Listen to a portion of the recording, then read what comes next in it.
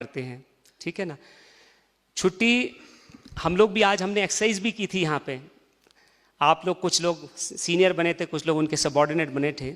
मेरे को किसी एक बार मेरे सीनियर ने समझाया था, वो मैंने एक बात बड़ी ध्यान से याद रखी थी जो मुझे बहुत काम आती है। आपको साल में कितनी छुट्टी मिलती है? कितनी मिलती है छुट्टी साल में? 30 डेज। टोटल कितनी मिलती है? टोटल मिला लो सब कुछ 42 डेज, है ना। और भी थोड़ा सा कुछ होगा, आकस्मिक, मेडिकल, है ना, और भी हो गया, बस, ठीक है ना। तो मेरे को किसी ने एक बार, मेरे सीनियर ने मेरे को समझाया था कि विकास देखो, जैसे आर्मी में 90 डेज छुट्टी मिलती है हमें, 30 डेज कैजुअल, 60 डेज एनुअल।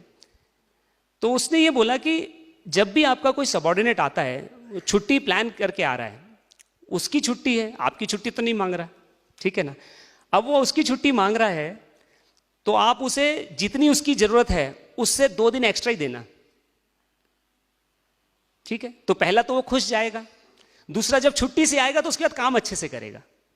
तो तब से मैंने ये जरूर किया, लेकिन इसके बारे में साथ साथ ये भी देखना, आपको दूसरों की लीव प्लानिंग भी देखनी है। ऐसा नहीं कि कोई बंदा खुद ही छुट्टी काटे जा रहा है और बाकियों की लीव प्लानिंग गड़बड़ हो जाए, तो वो सेंस हमें समझदारी रखनी है।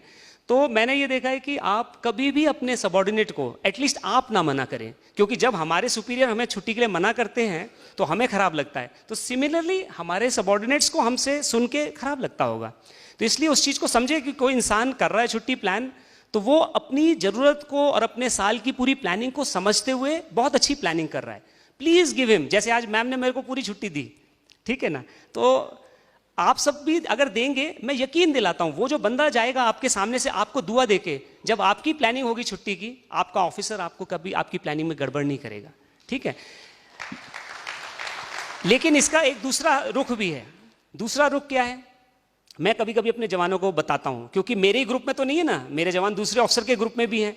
कुछ ऐसे ऑफिसर के जो बहुत कड़क हैं, क्योंकि एक यूनिट में ऐसे थोड़ी कि सारे ही मेरी तरह बैठे हुए ओम शांति टाइप, ठीक है। तो दूसरे लोग भी होते हैं, ठीक है। कुछ तो ऐसे होते हैं जो बहुत अपशब्द बोल देते हैं, तो हमारे जवान फिर बड़े दुखी हो गए। फिर रात में मेरे को फ़ोन करेगा, फिर वे सर आपको डिस्टर्ब तो नहीं किया? मैं बोलता नहीं भाई, नहीं किया डिस्टर्ब, अब बताते रहो क्या बोला। तो फिर मेरे को बताना पड़ता है, फिर जाके अगले दिन समझाना पड़ता है, ठीक है। तो कभी कभी मैं उनको यही समझाता हूँ, आप देखो हमारी ऑर्गेनाइजेशन से अच्छी ऑर्गेनाइजेशन कोई होगी डिफेंस फोर्सेस से? कोई है ऐसी ऑर्गेनाइजेशन?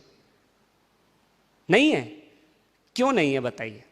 कोई बता सकता है क्यों हमारी ऑर्गेनाइजेशन से अच्छी कोई और ऑर्गेनाइजेशन है ही नहीं? बताइए, कोई रीजन बता सकते? आप बता सकते?